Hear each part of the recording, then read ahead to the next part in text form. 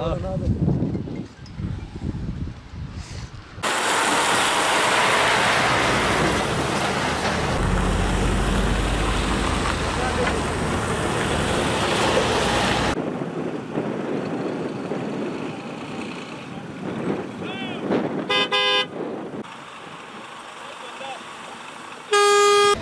Mahvettiler burayı. Adamlar perişan oldu.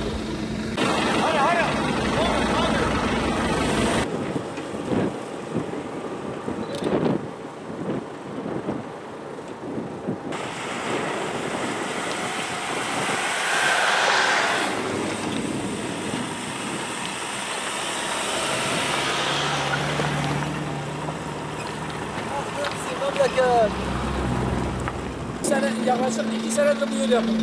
Valla 2 sene tam burası diye çekiyoruz. Bu yoldan gidip geliyoruz hemen burası diye çekiyoruz. Şimdi toprak koymuşlar, araba çöküyor, araba çıkartıyor.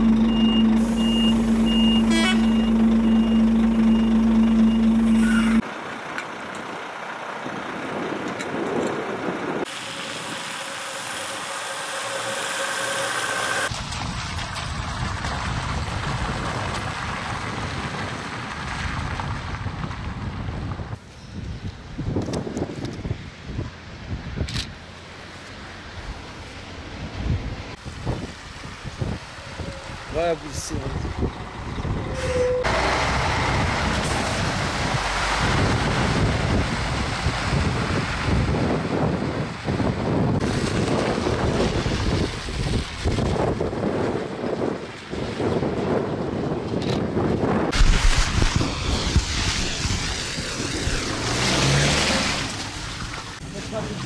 Ahmet Aslan'a bir röportaj yapacağız mı? Ha Ahmet Reşat gibi bak. Gel abi gel.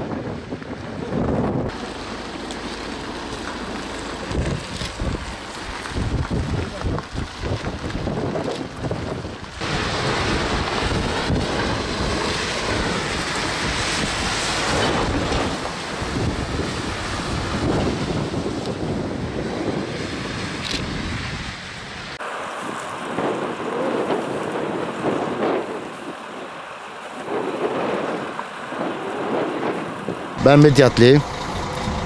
2 senedir de bu yolu kullanıyoruz. 1 senelik yakındır. Bu Kercöz rampasının rezilini çekiyoruz. Dün akşam içinde de kaldım. Araba badanaş etti. Çıkamıyoruz. Maalesef kimse ilgilenen kimse yok. Abi insan gibi bu yollarımızı yapsınlar. Başka da bir şey istemiyoruz. Çok şükür elhamdülillah her şeyimiz de vardır. Bir sıkıntımız yok. Sadece sıkıntımız şu anda bu yoldur. Başka bir şey istediğimiz yok. Vay çen çan meyve veriye. Am perişan bin var ya da ondan sonra işte benim tekkelim van çamurad edminin, arabet edminin. Yani am ricat kin guama veriye şey bakın uş karayoli tabi karayoli bir tülem bejne vanaki çenakin. Am tuazı goçye bakın ama gonga çenakin gerçekten am perişan bin vanaki da. Ondan sonra bejne zafajiye am bejne beyav kamyon tedmini ya da bilemedin taksit edminin yani millet perişan kireç veriyor. Jawara am tuazid yani çima devlet ve okeren ansıkna. Yani jwar yedi kaçma çet kaçma veri çek kaçma mesele çi yani. Olmada uluslararası ana yola Uçma çenekin yani gerçekten em veriden perişan bu ne yani herkes yiyor. Yani hırs za perişan bir burada. Ondan sonra haftaya cari geçeyken roca diksa karat ba. Droja cari geçeyken diksa karat ba.